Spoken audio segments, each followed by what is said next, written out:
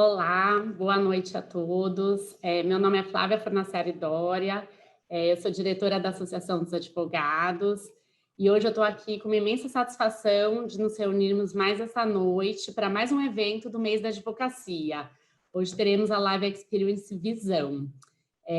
A proposta dos nossos eventos do mês da advocacia é trazer experiências baseadas na troca de conhecimentos da carreira para o desenvolvimento pessoal, trazendo elementos que realmente impactam nossa rotina. Eu agradeço a presença de todos. Se vocês que estão aí ainda não conferiram a programação completa, temos ainda alguns dias no mês de agosto, com mais alguns eventos que podem ser consultados. A programação pode ser consultada no nosso site, mêsdaadvocacia.asp.org.br. A ASP é uma entidade com 78 anos de fundação, aproximadamente 80 mil associados em todo o território nacional, e a gente tem como principal missão potencializar e facilitar o exercício da advocacia. Por isso aqui, né, nesse mês da advocacia, a gente está tentando trazer eventos para olhar a advocacia para o futuro, trazer eventos pensando como as mudanças que estão ocorrendo na advocacia, seja por conta da pandemia, seja por conta simplesmente da passagem do ano, como isso reflete nos diversos segmentos da nossa atuação. Então, mais uma vez, nossos agradecimentos pela participação. Eu vou apresentar hoje aqui o nosso palestrante, dando início já à live Visão. Estamos aqui hoje com Alexandre Zavalha Coelho. Ele é um advogado especialista em Direito e Tecnologia, um dos pioneiros em projetos de ciência de dados na área do direito, uso de técnicas de inteligência artificial e projetos de privacy by design. Ele é sócio-diretor da Legal Score, da Visual Law Studio e da Escola de Finanças, Tecnologia e Direito. É professor em diversas instituições de ensino, autor de artigos, publicações nessa área de Direito e Tecnologia, e ele é coordenador num dos primeiros cursos de ciência de dados aplicado ao direito no Brasil e também dos cursos de Legal Design e Visual Law. Ele é presidente da Comissão de Direito, Inovação e Tecnologia do IASP, coordenador executivo do Grupo de Pesquisa de Governança de Dados e Regulação de Inteligência Artificial do Centro de Educação, Pesquisa e Inovação do Direito FGV e membro da Comissão Especial de Proteção de Dados do Conselho Federal da OAB. Alexandre, agradeço a sua presença nessa noite. Juntos seguiremos no evento, falando sobre esse sentido tão importante, né, na nossa área, que é a visão, e como a gente vai trazer isso para o direito. Seja muito bem-vindo em nome da ASP, eu agradeço ter aceitado o nosso convite para aqui estar. Obrigada. Oi, Flávia, eu que estou muito feliz de estar aqui, eu tenho uma admiração e um relacionamento com a ASP de muitos anos, desde estudante, sempre vim nos cursos da ASP, depois ajudei a organizar vários eventos, né, cursos também, tenho uma proximidade aí com todas as presidências, com o Dr. Roger, superintendente, e uma satisfação muito grande estar aqui batendo esse papo com você. Como você falou, né, eu sou advogado e há muitos anos trabalho com ciência de dados, como organizar informações na área do direito, e aí aos poucos a gente foi aprendendo, né, como é que essa questão, né, essa influência do design para nos ajudar, porque o design é um ambiente de resolver problemas, a gente vai falar um pouco sobre isso, eu trouxe aqui algumas telas aí para a gente discutir, né, e depois com o tempo a gente foi aprendendo uma grande revolução que tem acontecido no mundo, que é a revolução da comunicação jurídica, porque é uma questão cultural, né, hoje a gente está no celular, a gente está em vários ambientes, várias mídias diferentes, né, e todo mundo quer entender, quer que algo seja acessível, intuitivo, e muitas vezes, né, quando a gente fala sobre tudo isso aqui no Brasil, sempre a gente acaba falando de processo, né, mas a gente pode pensar que a grande maioria das pessoas que se relacionam não são da área do direito, né, que são destinatários aí de normas jurídicas, de normativas internas de empresas, né, de contratos, então tem muita coisa interessante aí acontecendo, muitos ambientes, né, e o mesmo movimento que vem acontecendo no jornalismo. Então, a gente pegava lá o jornal, era inteiro escrito, depois começaram imagens, e a gente pega o jornal, já tem um infográfico, né? Tem uma imagem explicando aí um caso. Então, esse mesmo movimento que tem acontecido no direito, é lógico, tem técnica, tem a forma de fazer, então a gente vai bater um papo aqui hoje sobre isso, como é que isso tem acontecido aqui no Brasil, desde que a gente tem a oportunidade de trazer essa expressão e essa área para cá. Bacana, muito obrigada, Alexandre. Então, agora, enfim, está com a palavra, se você... Então, estou aqui monitorando junto, quem tiver pergunta, pode fazer pelo chat, e a gente vai, qualquer coisa, vou te repassando as perguntas. É isso aí. A Flávia vai me falando e vocês podem aí também perguntar ao longo da apresentação, eu também, na medida do possível, olhando aqui no chat.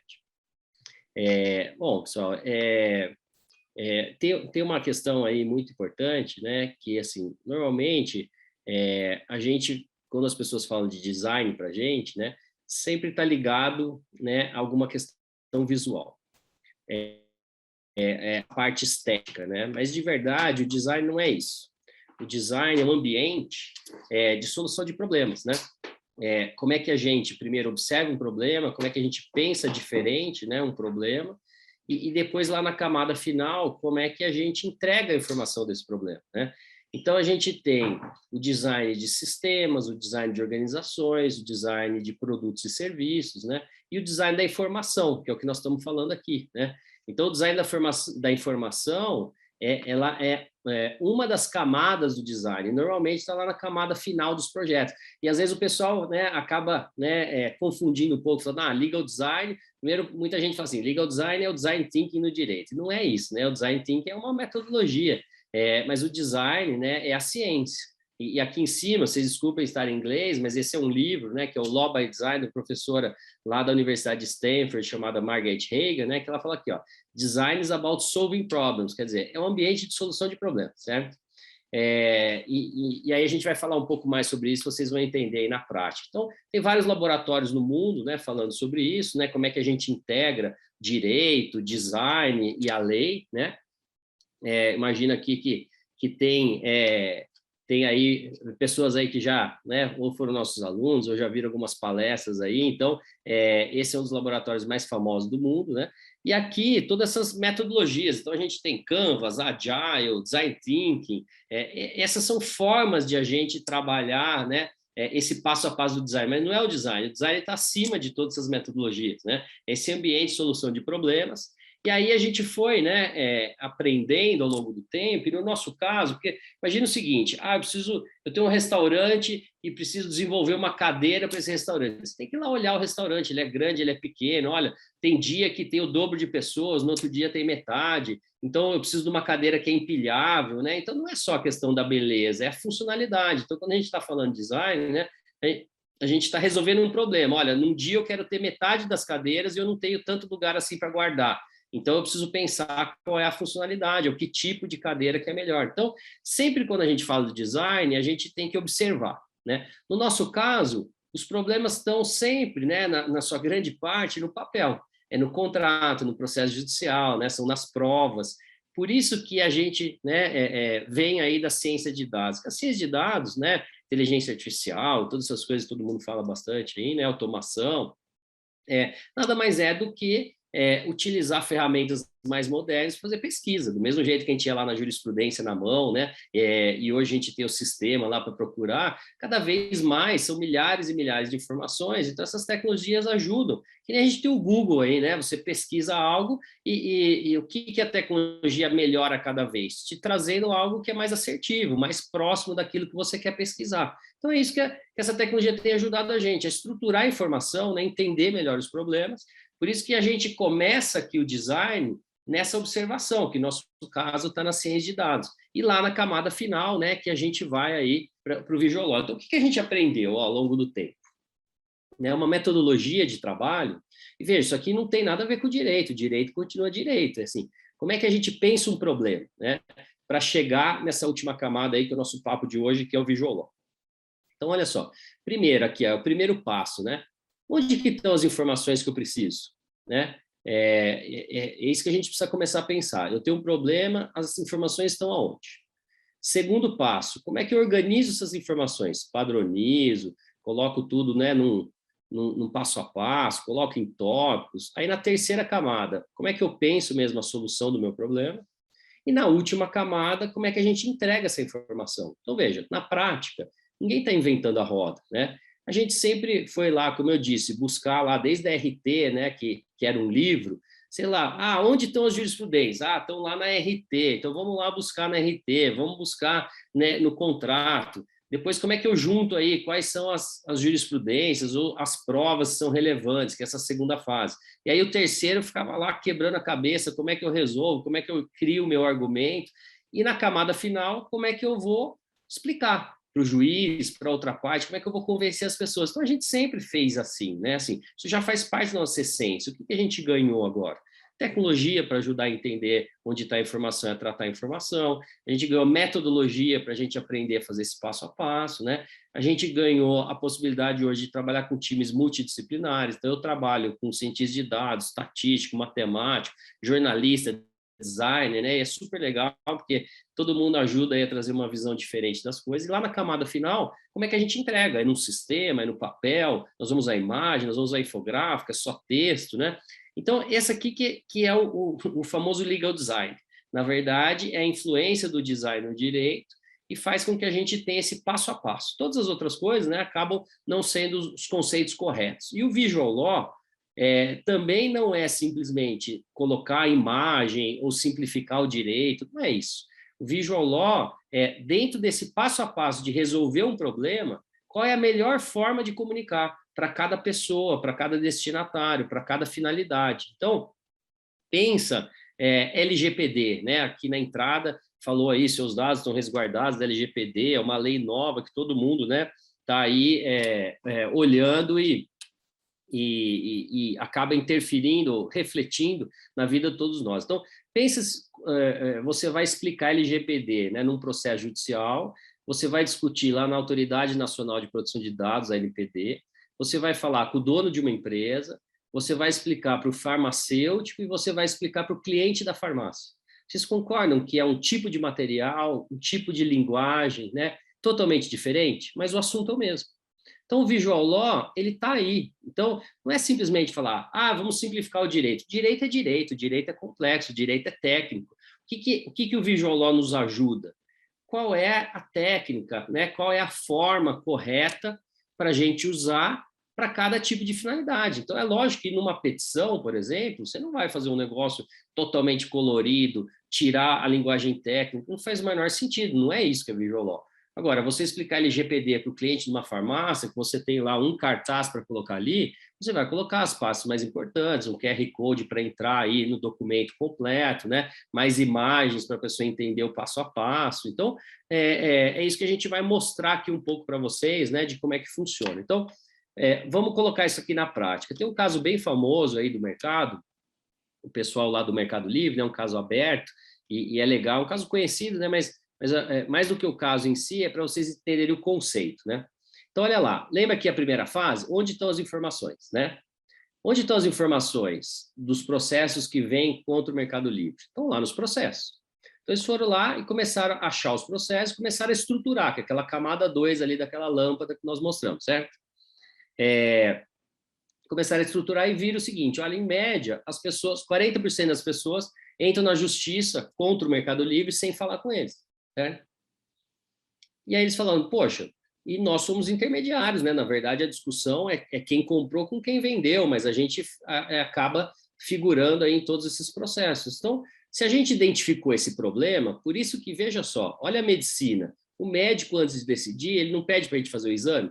Então, é isso que a gente está aprendendo. Agora, a gente tem tecnologia, a gente tem metodologia para fazer um exame antes de decidir. Então, não dá para a gente sair fazendo. Vamos primeiro estudar o problema. Então, eles estudaram e chegaram a essa conclusão. Então, poxa, se 40% das pessoas não falam com a gente, qual que é a solução específico desse nosso problema? Como é que a gente traz essas pessoas para falar com essa empresa antes, né, de eles entrarem na justiça?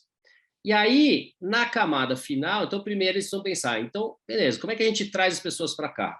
Aí decidiram lá fazer uma campanha de vídeo, né? Porque os consumidores não são advogados, são pessoas que compraram, né? Então, a comunicação é diferente. E segundo, trazer para onde? E eles decidiram fazer isso lá para o consumidor.gov, né? Então, veja só. Então, eles criaram um monte de vídeo, olha o Visual Law entrando aqui, né? Porque são problemas jurídicos. Só que você está explicando para o consumidor, olha, não entra na justiça, vem aqui, nós temos aqui o nosso saque, nós temos aqui o consumidor.gov, vem aqui que a gente te ajuda a resolver o seu problema antes de você ir para a justiça, certo? E esse projeto, então, olha aqui de novo lá, ó, na lâmpada. Onde estão meus dados? Nos processos judiciais. Arrumo o dado. Então, chegou a essa conclusão. 40% das pessoas entram na justiça. Como é que a gente resolve? Ah, vamos fazer uma campanha aqui de vídeo e vamos trazer para o consumidor.gov. E aí, na camada final, faz a campanha, né? Organiza isso. Então, todos os problemas aí vocês vão ver que cabem nesse passo a passo. Aí, fizeram o vídeo e conseguiram trazer 30 mil pessoas para o consumidor.gov. E resolveram 99% dos casos, certo? Então, é um trabalho, né, de taxa de desjudicialização de 99%. Aí você fala, olha, pelo amor de Deus, vai acabar com os processos. Não acabou, continuam os 80 milhões de processos, né? Mesmo todo esse esforço de todos aí, de conciliação, de mediação. Então, assim, tem caminho aí para todo tipo de atividade, mas o que a gente está aprendendo no direito? Que, do mesmo jeito que a medicina, quando ganhou, né, o raio-x, a tomografia computadorizada, indicadores, né, se pode trabalhar mais na prevenção.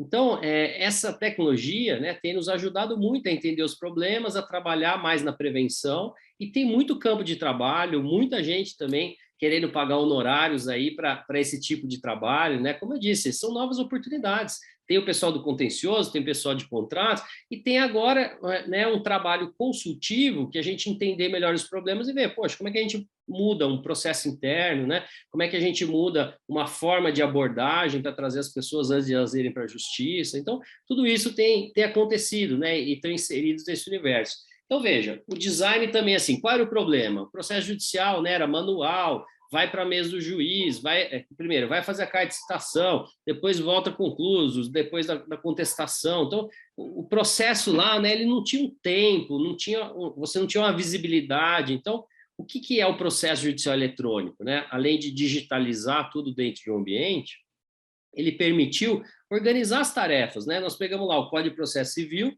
colocou lá no PJE a passo, né, dessa atividade. Então, assim, o direito continua direito, o Código de Processo Civil está lá. Mas a entrega desse serviço passou a ser dentro de uma plataforma, dentro de um sistema, e a gente consegue enxergar que fase que está, quem já fez, que documento está lá dentro, né? Então, isso aqui é um design de um serviço e o design de um sistema para resolver um problema que é qual é o melhor ambiente para a gente acompanhar os atos aí do processo civil, para a gente interagir as partes do processo. Então, isso aqui é um design de um serviço que o judiciário, né? Agora, inclusive, semana passada eu participei, né, do lançamento do PDPJ, que é a plataforma agora digital do judiciário, porque como tudo de inovação, né, foram muitos anos digitalizando os processos, organizando o sistema. É lógico que, como tudo que acontece, né, você fala, mas são muitos sistemas, às vezes a gente não consegue peticionar. Então, o judiciário agora está nesse momento, falando, olha, agora que nós já colocamos, né, o projeto de pé, já mais de 90% dos processos estão digitalizados, e as coisas estão funcionando, vamos olhar agora para os microserviços, por exemplo, né, que é essa fase que começou no judiciário. Então, vamos colocar o cidadão no foco e vamos começar a entender, né, como é que a gente junta todas essas estratégias para começar agora a melhorar o serviço. Então, tudo isso é design, né? Design, é a solução de um problema, né? Que como é que a gente organiza o sistema, né? Tem outro trabalho muito legal também aqui na Paulista, que é o IJUSP Lab, que é o Laboratório de Inovação da Justiça Federal, que eu também sou voluntário, assim, de divulgação do trabalho deles aí há muitos anos. Esse é um livro aberto, chama Inovação no Judiciário. Quem quiser, né, procurar aí, você consegue baixar. E eu fui o único autor que não é da Justiça, né, convidado para escrever, e conta um pouco, né, como é que eles usam o design. Então, por exemplo, um projeto lá, eles estão criando a e-vara judicial. Já são quase 3 anos de projeto, né, que é um protótipo. Como é que vai ser a vara judicial do futuro? E eles, depois de 3 anos, estão implantando pela primeira vez em Santos para fazer um teste, né, para ver se isso realmente pode. Então, o design também é isso. A gente vai, pensa um problema, desenha a solução, coloca lá em implantação, depois testa, vê se dá certo antes de colocar para todo mundo, né? Então, estou colocando aqui para vocês como é que isso funciona, para depois a gente entender essa camada final, né, que é o Visual Law, que ela não é um fim em si mesmo, não é simplesmente pegar uma petição e deixar ela mais bonita. nós sempre estamos resolvendo um problema. Qual é o problema que a gente precisa resolver, né? Olha esse aqui que interessante, ó. Eram muitos processos judiciais, vocês sabem que é o EPI, né? Que é aquele equipamento de proteção individual, né? Então, tinham muitos processos judiciais que a pessoa... esse aqui é como se fosse assim, uma luva química, sabe?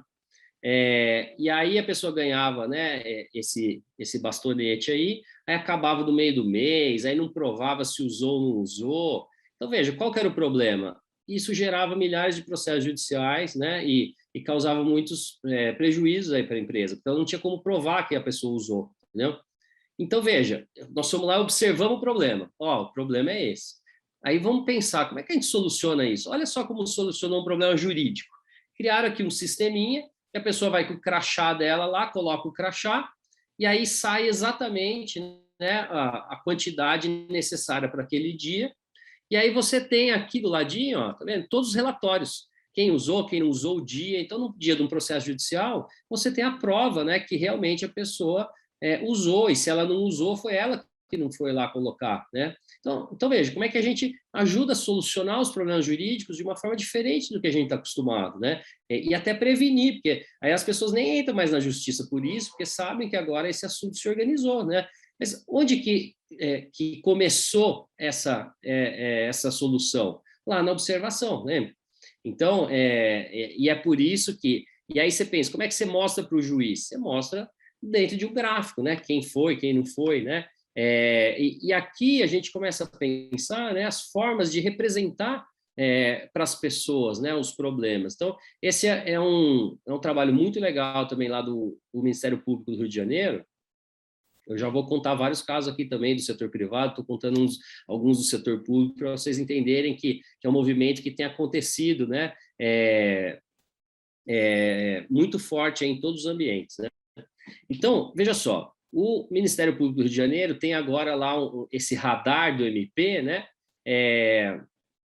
Vocês entrarem aí no site, radar MPRJ, vocês vão achar, e fica lá o tempo inteiro, né? Vendo quantos processos, qual o valor dos processos de improbidade administrativa. Então, eles têm um sisteminha lá com robô, fica pegando as iniciais lá e das ações civis públicas, etc., e já contando ali.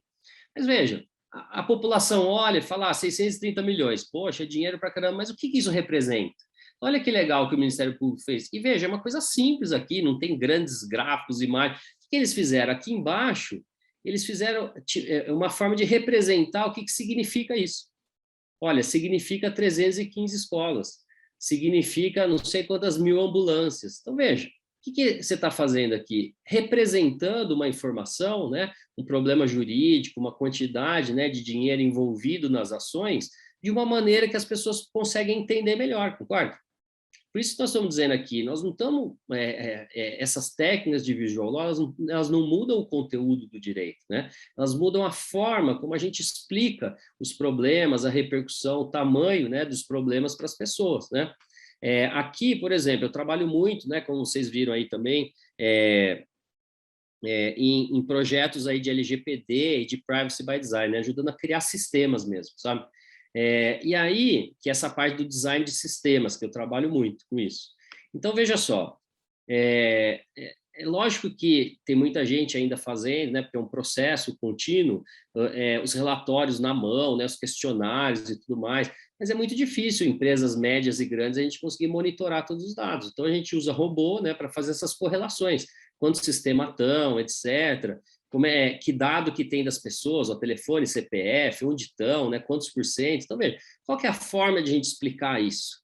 Em gráficos, né? Porque é difícil a gente explicar isso no papel. Imagina eu escrever uma página de Word explicando onde que está o dado de uma pessoa, né? Ou que sistema se correlaciona com outro sistema.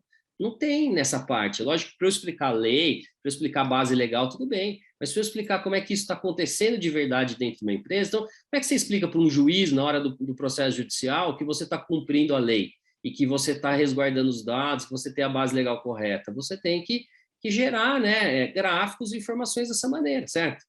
E aí, veja só, o DPO, e aí que entra a camada final. Como é que a gente entrega a informação?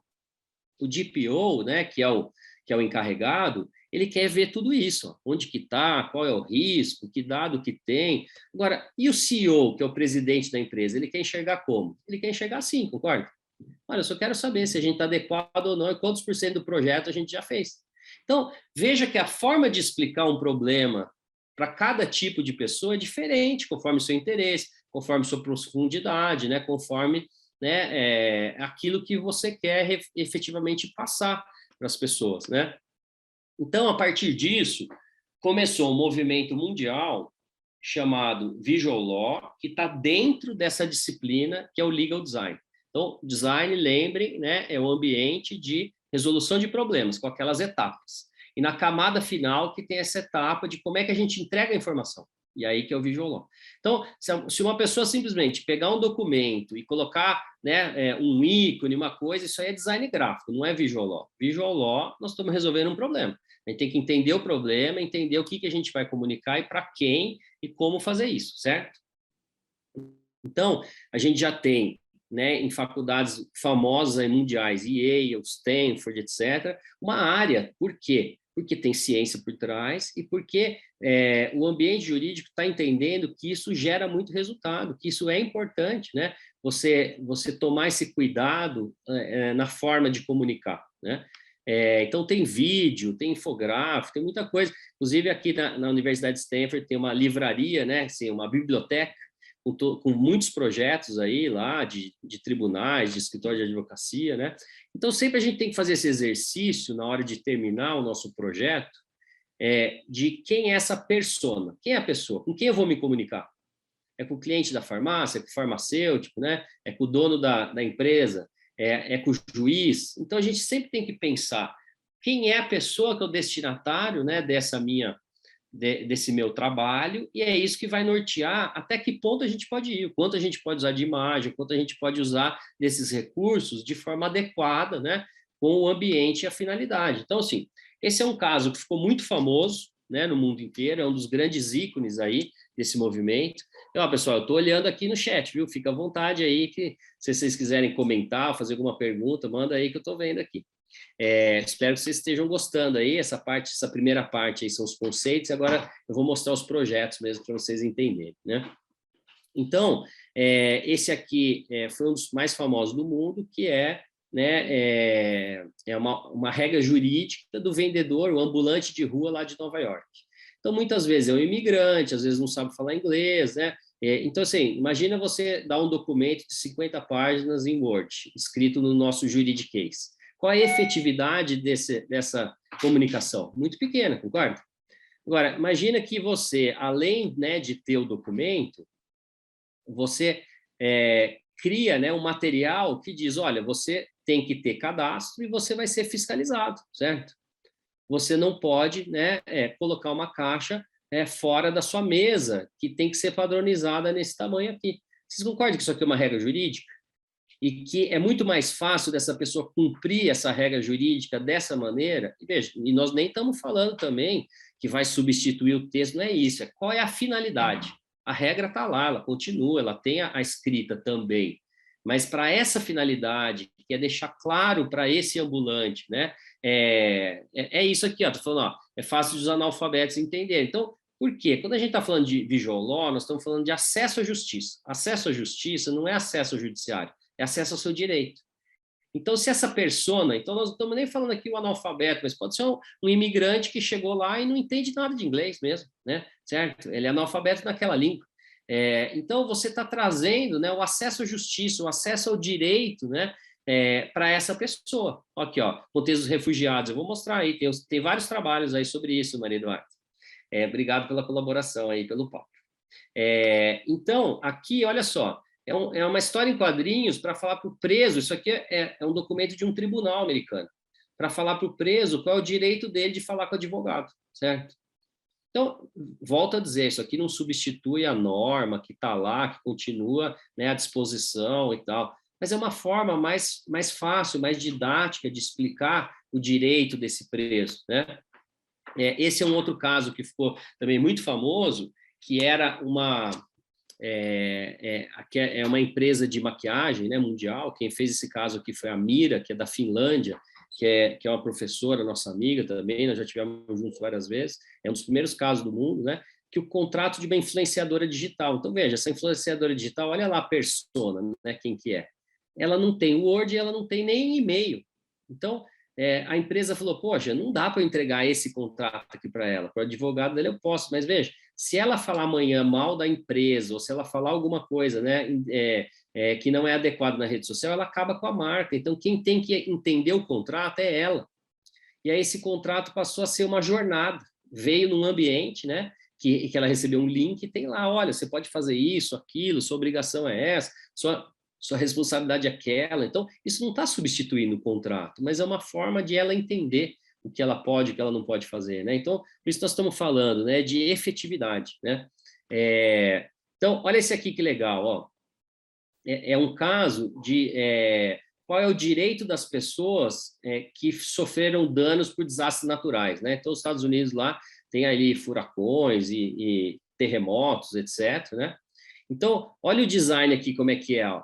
Eles criaram um aplicativo dizendo exatamente, né, qual é o seu direito, com quem você fala, procura quem. Então, imagina uma pessoa perdida, né, dentro de uma situação dessa, já não tem casa, como é que ela precisa ficar indo em 10 lugares, ligando no telefone que ninguém atende? Mas imagina um aplicativo colocando todos os seus direitos, o que você tem, não tem, onde procurar, já os canais, já o contato de fala. Então, vocês concordam que nós estamos trazendo efetividade para o direito, né? E tem um desse igualzinho também para imigrantes, né? Lá nesse site lá da Universidade de Stanford tem esse aplicativo para imigrantes com os direitos também, né? Então, eu tive a oportunidade de ir fora do Brasil e tal, e em 2018 eu fui lá para os Estados Unidos, depois fui para Londres, e cheguei num evento lá com 2.000 pessoas falando sobre isso. E eu voltei de lá e tive a oportunidade de criar o primeiro curso aqui no Brasil de Visual Law, a primeira publicação. Nunca ninguém tinha falado sobre isso aqui, né? Então, tem um monte de gente hoje criticando, né, e tal, falando que isso aí está acabando com o direito, isso aí é simplificar o direito. Então, primeiro, não é esse o objetivo, né? E a ASP é um ambiente muito sério e é super legal ter a oportunidade de falar sempre, né? Para a gente mostrar o que é de verdade. Porque no oba-oba do dia a dia, né, todo mundo começa também a desvirtuar, né, o que as coisas são de verdade. Mas, de alguma maneira, nós temos uma culpa, né? E tudo isso. É lógico que tudo tem sua vida própria e o negócio toma uma proporção nacional, né? Mas, de verdade, a gente foi a primeira vez que falou sobre esse assunto aqui, né? Ninguém nunca tinha falado sobre isso. E aí, né, saiu em vários lugares, aí no Jota e tal, quando a gente criou, né, o primeiro curso. E eu tive a oportunidade de escrever esse material aqui depois, né, para Thomson Reuters, que é um material aberto. Se vocês procurarem Legal Design Visual Law, é meu nome, vocês vão achar esse e-book, né, tem 40 páginas explicando tudo isso que nós estamos falando aqui, né? E aí eu participei de muitas e muitas palestras no judiciário, empresas, né? E aí um magistrado aqui, ó, que é o Marco Bruno, eu fui falar, né, lá no FONAGE, que é o Fórum Nacional de Gestores da Justiça Federal, saí de 2017 para 2018. E depois de um tempo, né, o Marco Bruno fez aí o primeiro mandado de citação, né, procurando trazer esses elementos, que ficou famoso, viralizou em todos os lugares aí, né? E começou um movimento no próprio judiciário.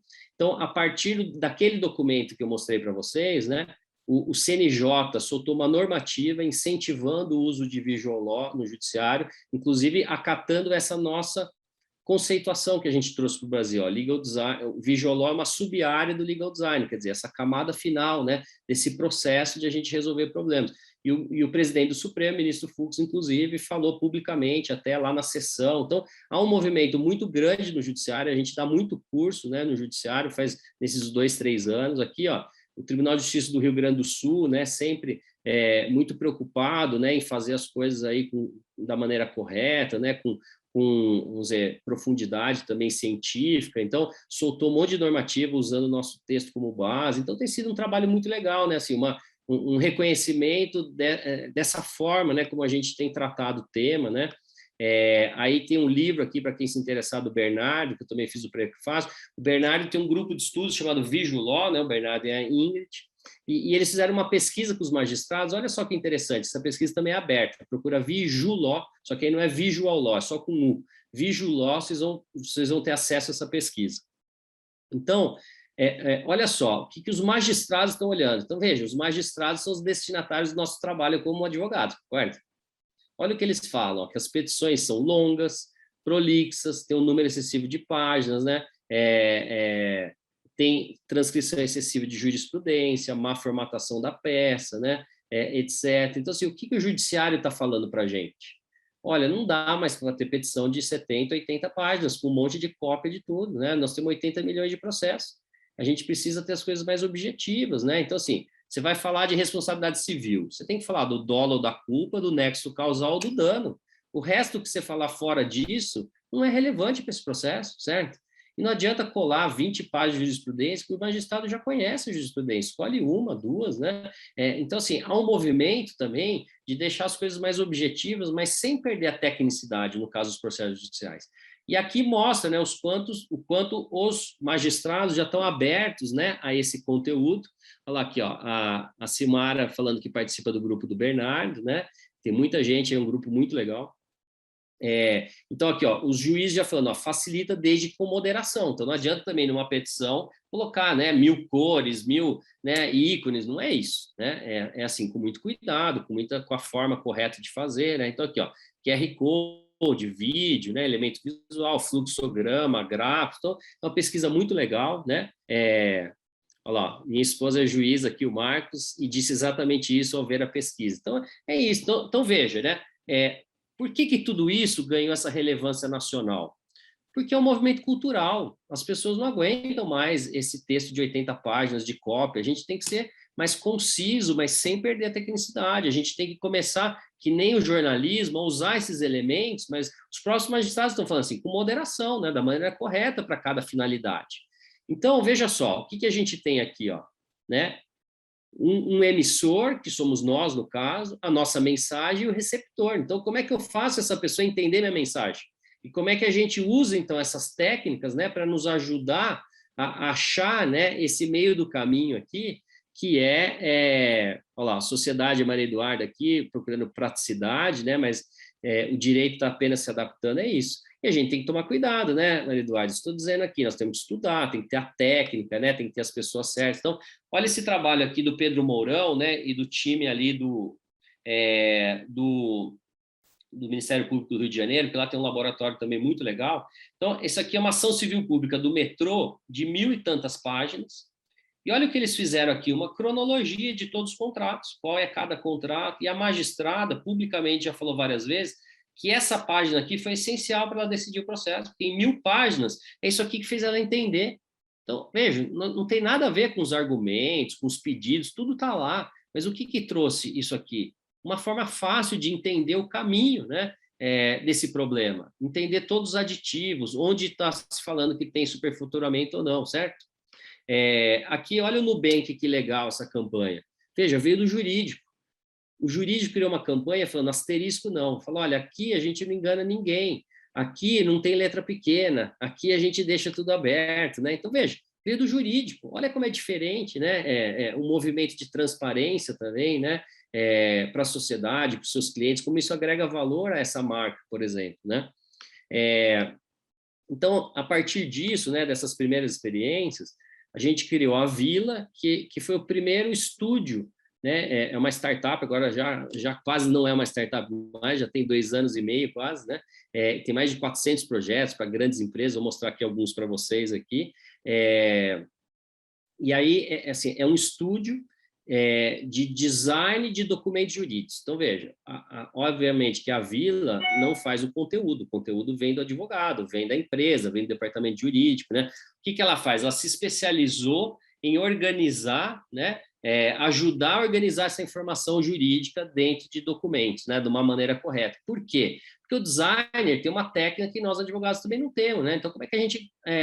Então, veja, aqui não faz marca de escritório, não faz marketing ou propaganda de escritório, não é isso, não. Isso aqui é documento jurídico mesmo, como é que formata documentos jurídicos, né? Então, a gente começou lá por relatórios financeiros, né? Porque a gente vem dessa área de ciência de dados, começando a organizar, né, para grandes empresas, quantos processos tinham, onde estavam, né, fato gerador, etc. Aqui a gente entregava assim, ó, em cadernos, né, uma ação civil pública de uma empresa para ela decidir, né, como é que ela vai agir num caso, chance de ganhar ou perder, mas olha a forma de entrega. É totalmente diferente, concorda? Do que colocar isso numa página de Word escrito, né?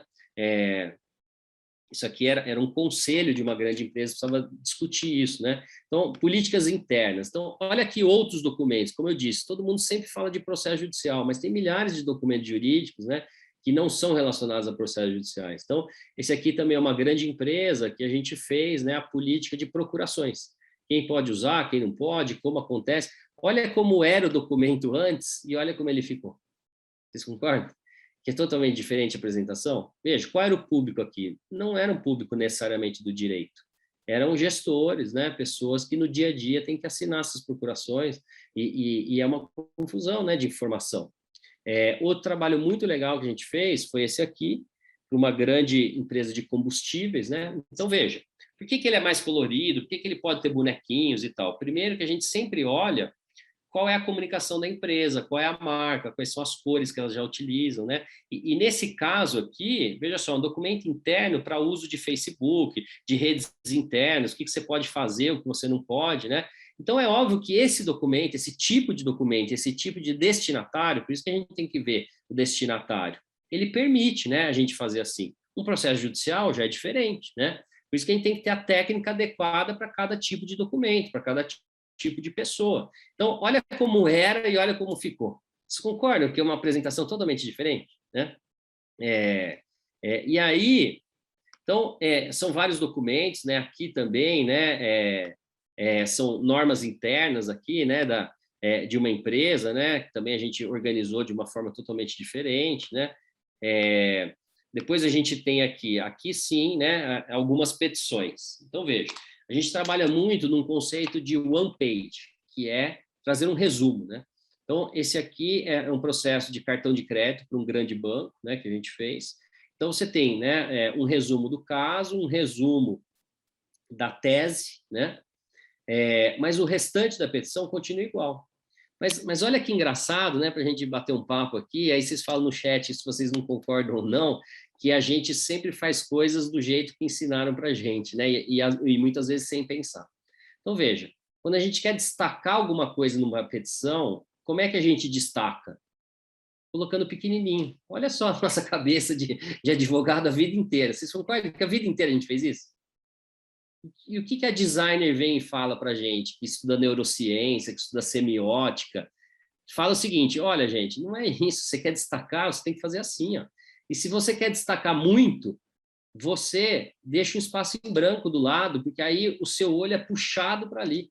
Então, você escolhe bem o que você quer falar, e o que é o ponto central do seu argumento, e você usa dessa maneira. Então, olha aqui, né, nessa petição, como não tem grandes cores, não tem imagens, não tem nada. É mais o design do próprio texto, mas tem uma técnica por trás. Por isso que, por mais que a gente aprende, né, e trabalha junto com os designers, cada um na sua profissão. Então, é muito legal a gente poder trabalhar com esse time multidisciplinar. Mas, volto a dizer, não é um design gráfico de uma agência de publicidade que faz isso, não é isso.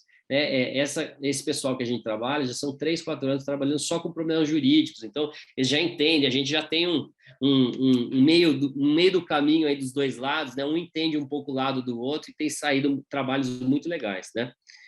Então, aqui também, aqui é uma ação monitória de cobrança de energia. Então, veja só, não tem muito o que falar, o pedido está aqui, né? O endereçamento, os advogados, aqui quanto a pessoa deve. Né? Isso aqui tinha 20 páginas, é uma ação de cobrança.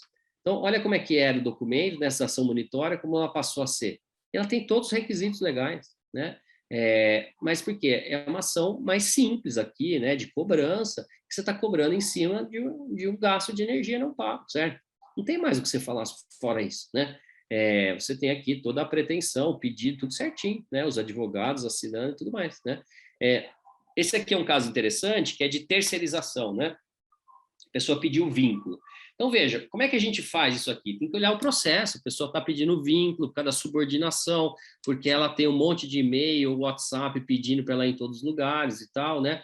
Então, a partir daí que você pensa, o que eu preciso destacar nessa contestação, né? O que eu preciso explicar que, na verdade, a pessoa não fazia isso? Então, não é sair fazendo, a gente tem que olhar, observar, pensar, né? Aí a gente tem aqui, por exemplo, isso aqui é um grande escritório de Brasília, né? Que a gente faz vários trabalhos, então, veja, também é mais sóbrio, tem poucas cores, né? É muito mais o design do texto. Então, cada finalidade é diferente da outra, né? Aqui, olha esse contrato social também de um escritório. É um escritório, né? que gosta dos documentos mais sóbrios, com poucas cores, mas olha vocês como advogado, você entregar um trabalho seu assim ou entregar assim. Não é diferente, né? Traz credibilidade, organização, algo mais moderno, mas mesmo assim, olha, com a técnica adequada, com todo o cuidado, né? Vocês estão concordando ou não? Estou olhando aqui no chat, aqui vocês estão falando, vocês estão gostando ou não? E aí, doutora Flávia, está dando certo aí até agora? Tudo certo, estou aprendendo um monte aqui. Então, tá bom. Então, aí, esse aqui é um contrato de consórcio que a gente fez para o Brasil inteiro, né? Uma grande empresa também, compra e venda de motos. Então, veja só, olha aqui, ó, o contrato é totalmente diferente, né? Bem mais organizado, a pessoa entende melhor, mas todos os requisitos estão aí, né? Esse aqui para um grande banco, esse S aqui é o S do banco, né? E daí você tem a jornada do passo a passo até a pessoa receber. Então, veja, dentro do contrato tem a trilha que ela precisa seguir, que é mais fácil, porque dá problema, a pessoa não faz certo, não recebe, reclama. Então, o que nós estamos falando aqui, né? Nós estamos falando nessa efetividade, em diminuir os problemas e a pessoa entender melhor. E volto a dizer, né? Sempre com cuidado, qual é a finalidade, quem é a pessoa que é destinatária, né? Porque são técnicas diferentes, não é simplesmente colocar ícone, não é simplesmente colocar um monte de cor, e não é simplesmente falar, vamos simplificar o direito, porque direito é técnico. O que nós estamos simplificando? A linguagem, a forma de explicar o direito para cada tipo de público, certo? E mesmo o magistrado, às vezes, como a gente viu na ação civil pública, você colocar um infográfico do passo a passo de um caso é super importante, certo? Preservando a tecnicidade aí do caso, né? Deixa eu ver aqui, ó. Excelente, claríssimo. Esses documentos são para apresentar os dados e informação aos clientes, né? Mas não ser juntado aos autos. Não, ser juntado aos autos. Tudo isso aqui que eu mostrei de petições são petições já utilizadas pelas empresas para o próprio judiciário. E o judiciário está muito aberto a isso, né? E volto a dizer, com esse cuidado, né? Não dá para sair fazendo qualquer coisa, tem que, né, fazer com cuidado e com a técnica correta, né? Aqui, ó. Vimos de uma cultura muito presa às normas da BNT, de formação de texto, cultura e tal, por isso o destaque de letra maiúscula é isso, né? Assim, mas por quê? Porque a gente sempre fez assim, e a gente tem que agora entender que a cultura também mudou e como é que a gente vai se adaptando ao tempo, né? Então, olha esse trabalho aqui que a gente fez, né, para a Pfizer, ó. Isso aqui é para explicar LGPD para o farmacêutico, isso aqui é para o cliente. Por quê? Porque você tem uma chance rápida da pessoa que está lá no balcão explicar o passo a passo para ela dar o aceite, né, no consentimento dela, e no QR Code aqui ela tem todas as regras. Então, veja, né, é lógico que para um magistrado nós não vamos falar assim, é uma conversa técnica, mas aqui nós estamos falando com a pessoa que está comprando o medicamento lá no balcão da farmácia, mas a regra é jurídica, é LGPD, né, e ele tem que dar o consentimento. Então, quais são as formas de a gente fazer isso, né? Muitas coisas aqui a gente tem feito em relação ao LGPD, relatórios, etc. Aqui a gente fez, olha que interessante, né? A Vila tem 2 anos, é uma startup, e ela está na capa do Vademecum, que tem 100 anos da RT, né? Olha como a inovação ela acontece. Nós fizemos para o Vademecum, né, um compilado das leis, que é essa one page de várias leis, e você tem um QR Code ali no Vademecum, você põe no celular e você consegue baixar de 10 leis diferentes nessa página aqui, né? Então, é um trabalho muito legal. Então, você vê, dá para você fazer lei, norma interna, petições, memoriais, né? Vídeos explicativos, quer dizer, é um universo gigantesco de possibilidades, né? E aqui a gente tem feito muito para o judiciário, que eu disse para vocês, né? Olha lá, aqui, ó, a Maria Eduarda falando que a LGPD está muito alta. Então, a gente faz muito trabalho para a LGPD, porque a LGPD, por essência, né, você atinge todo tipo de público. Então, tem muita oportunidade de trabalho aí nesse sentido, né? E veja, e para um advogado oferecer o serviço para o seu cliente, que é uma empresa, dessa maneira, concorda que é totalmente diferente? Concorda que é o diferencial competitivo para o seu escritório?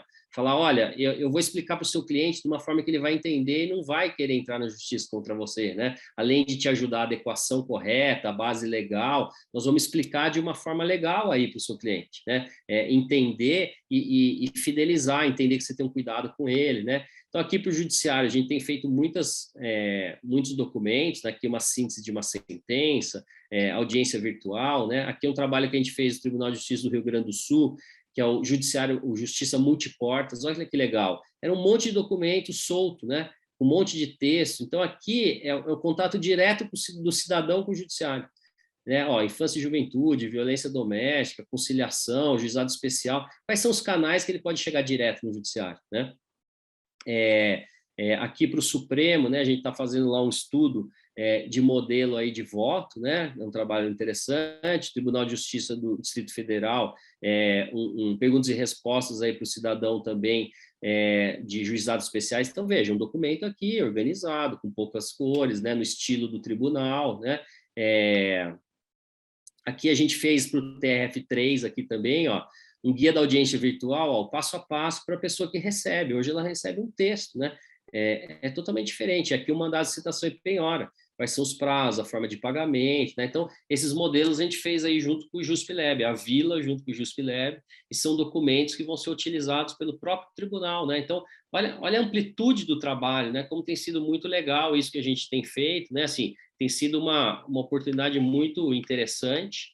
E aí tem toda essa jornada, como é que a gente faz isso, né? Desde o protótipo, o briefing, que a gente entender, né, o projeto, quem são as pessoas, as entregas. Então, a gente sempre olha, né, isso aí, qual é, a tipografia, qual é as cores da marca, até o judiciário, você vê, nós usamos aí toda a formalidade do modo de marca da Justiça Federal, qual é a cor que pode usar, o tom exato, o logo, tudo certinho, né? Então, aqui a gente tem esse passo a passo. Então, aqui ó, é um projeto que a gente fez com uma grande empresa de telefonia também, né?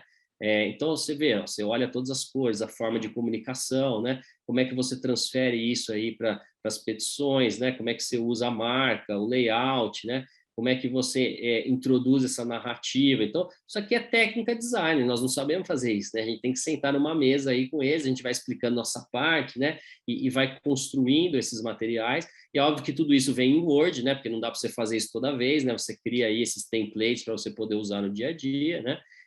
Aqui, ó, tá vendo? Tem toda uma lógica, ó, na coluna lateral, né? Vem aí o título, né? Como é que você coloca cada linha, né? Para cada tipo de fala. Tem uma técnica muito legal aí por trás.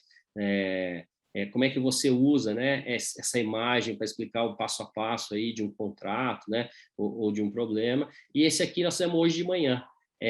Com o Grupo Ultra, né? A gente tem feito aí muitos projetos, aulas e tal. Então, esse aqui é um NDA, um acordo de confidencialidade, e aí a gente faz uma versão inicial, né? Sobe aqui num ambiente, e todo mundo entra aqui, você coloca o post aqui, não concorda, essa cor não ficou legal, muda aqui, o texto está errado, né? Então, tem muito material aí também, muito ambiente colaborativo, né, para fazer os projetos, mesmo aí à distância, tem dado certo, tem funcionado bastante. E então, assim, esses são, né, algumas ideias aqui que eu queria trazer para vocês, né, com todos esses conceitos para vocês aí poderem aplicar, né, pensar nisso aí no dia a dia, né, como é que isso pode ajudar e esse lance, né, de a gente poder cada vez mais trabalhar com times multidisciplinares e como isso tem ajudado. E aqui também, ó, falando, ó, conheço vários grandes escritórios de São Paulo que adotaram fielmente o Visual Law, né? Realmente tem vários escritórios. Então vocês têm que ver também, né? Qual é o tamanho do escritório. Se é um escritório muito grande, talvez valha a pena você ter profissionais dentro, né, do escritório fazendo isso. Se é um escritório menor, você pode entender quem é um parceiro ideal, né, para trazer isso. E às vezes a gente não precisa de grandes investimentos. Você pode chegar para o seu cliente, então, por exemplo, você pode ir numa empresa, né, que hoje já são várias, aqui eu trouxe uma, né, que é a que eu ajudei a fundar, mas são várias já no mercado. Então imagina que você vai lá e sabe quanto custa um projeto, né? E você chega para o seu cliente, olha, meu honorário normalmente é 10, esse projeto aqui custa 500, um valor qualquer aqui, né? Meus honorários aí custam, então, para você 10.500. Você já pode colocar no preço do seu projeto, né? Entregar dessa maneira. Porque tem um custo, obviamente, né? Para fazer isso até para o próprio escritório. Então, nesse caso, você vai oferecer o seu serviço embutido já esse valor, assim como, né, outros valores aí que estão embutidos no trabalho, né, jurídico, uma perícia, alguma coisa assim também, concorda? Então, assim, nem sequer investimento tem. Se der certo o projeto e o seu cliente quiser assim, né? Você traz aí o seu parceiro para entregar dessa maneira, né? Então, tem várias formas de começar, né? Tem várias formas de falar, e aqui, como nós estamos terminando aqui, tem 1 hora, tem mais 3 minutinhos aqui, ó. Estou vendo aqui no Q&A, né? Aqui, olha lá, o cliente que manda, é isso aí. Da recepção do judiciário, né, para essa modalidade. Acho que é sempre mas você vê aí, ó, pelas pesquisas e pelos cursos que a gente tem feito, olha, nós temos curso até o final do ano, já que nós não temos nem mais data para o judiciário, entendeu? Tem tido um interesse muito grande do judiciário sobre isso. Nós estamos até agora, eu junto com o Bernardo, lançando um próximo livro, que é Visual Law no Poder Público, né? Já com casos aí da Procuradoria da Fazenda, Judiciário, Defensorias, né? Muitos casos legais. Aqui, ó, em que país surgiu a tendência do Visual Law? Olha, onde eu aprendi, né, foi lá nos Estados Unidos, depois em Londres, são os lugares, e também tem um país que começou muito isso, que é a Finlândia. São os lugares onde eu aprendi, me inspirei aqui para trazer, né, um pouco. Ó, aqui, ó, a Michelle falou que me adicionou no LinkedIn, todo mundo aí pode me adicionar, LinkedIn, aqui, e também estou no Instagram aí para trocar ideias e tal, né? Você acha que o Visual Law está crescendo tanto quanto no exterior? Eu acho que sim. Porque assim, é um movimento hoje nacional, vocês viram aí normativas do judiciário, todo mundo. Por quê?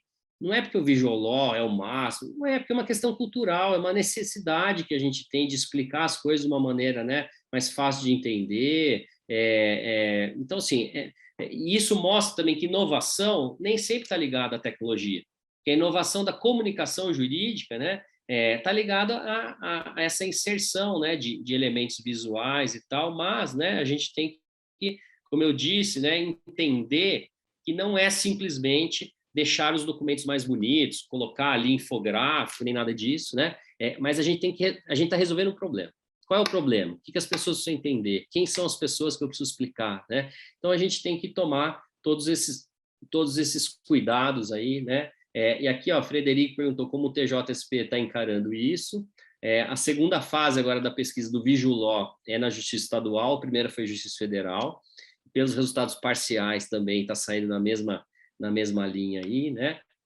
E aqui, ó, como aplicar o legal design na solução de conflitos como conciliação e mediação. Tem muita coisa, né? Porque imagina só você explicar essa possibilidade para as pessoas que não entendem, por exemplo, entendeu? Colocar o fluxo. Olha, no juizado especial, você tem aqui esses caminhos, um deles é mediação, se você fizer, você vai ter homologado aí o seu problema. Então, assim, só de você explicar o fluxo, por exemplo, você pode ter certeza que a maioria das pessoas não entende como é que ele funciona, né?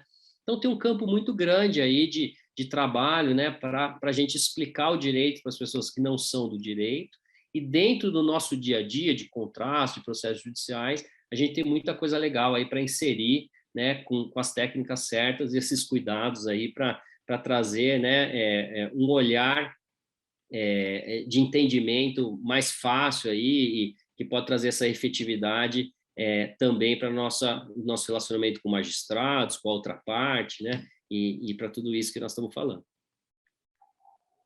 Acho que nós respondemos todos aqui, viu, Flávio? Acho que sim, acho que ficou completo, sim. Achei muito, como falei, aprendi muito aqui para a gente também desmistificar um pouco de que Visual Law, né, a gente tem o judiciário é um setor mais antiquado, né? Então, o quanto a gente precisa de modernização, né? A gente já vê várias técnicas dessas sendo utilizadas há tanto tempo em vários outros setores, né? E parece que o setor jurídico, judiciário como um todo, está sempre os últimos a inovar, né? Mas a gente vê como isso é importante no direito, que também não é simplesmente um design gráfico, isso que você falou, acho muito interessante, não é botar um monte de cor e um monte de gráfico jogado de qualquer forma, sempre pensando, né, o quanto isso é o objetivo e com quem a gente quer falar, né? Não só os analfabetos jurídicos, mas também aqueles os alfabetizados juridicamente, né? Os que falam juridiquês como juiz, né? Ninguém precisa mais daquelas petições de 80 páginas para fazer uma ação de cobrança de energia elétrica. E você sabe, né, Flávia, a gente também não falou disso, mas tem vários estudos, né, de neurociências, como é que a gente pensa, que a gente grava muito mais, né? A gente entende muito melhor por meio de imagens, né? Então, assim, tem ciência por trás disso também, né? Né? Tem todo, a gente tem que utilizar a parte científica a nosso favor, né? Não simplesmente despejar assunto. Mas, muito por bacana. favor, não deixe ninguém falar que isso aqui vai acabar com a escrita, que vai acabar com a técnica do direito, que vai substituir essas coisas, que isso aqui é só simplificar o direito, colocar ícone, como vocês viram, todo o cuidado aqui de a gente construir para vocês nessa narrativa, é para a gente mostrar que as coisas não são assim, né? É tudo cuidadosa, técnica, e é por isso que tem dado certo, porque a gente tem levado dessa maneira correta aí para todos esses ambientes, né? Isso é muito bacana. Acho que talvez essa geração mais jovem também, que já está pegando esse assunto já desde a faculdade, vindo com essas informações, vai ver isso de uma forma diferente e vai saber usar, né? Diferentemente de vai caindo desse preconceito. Alexandre, eu queria agradecer, agradecer a presença de todos aí que tiveram, que acompanharam essa esse excelente live que você fez sobre o assunto, né? Uma live que a ASP tentou trazer realmente para a gente poder olhar para o futuro e começar mesmo a mexer para ver as novas oportunidades, como a gente tem campo de trabalho que não aquele direito tradicional, ou se não, inserir as novas funcionalidades dentro desse direito, né? Eu queria agradecer a todos que estiverem presentes.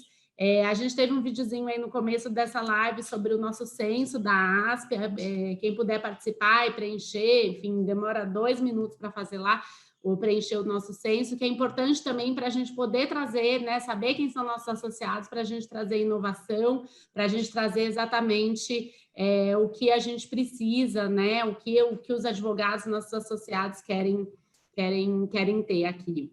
Então, a gente chegou ao final dessa live visão, espero que tenha sido uma experiência agradável, interessante para todos. Eu agradeço a todos que estiveram presentes em nome da ASP e agradeço ao Alexandre mais uma vez e parabenizo pela condução aí, que essa experiência, que tenho certeza que todos que participaram aqui aprenderam muito. Muito obrigada. Abração a todos aí, eu que agradeço.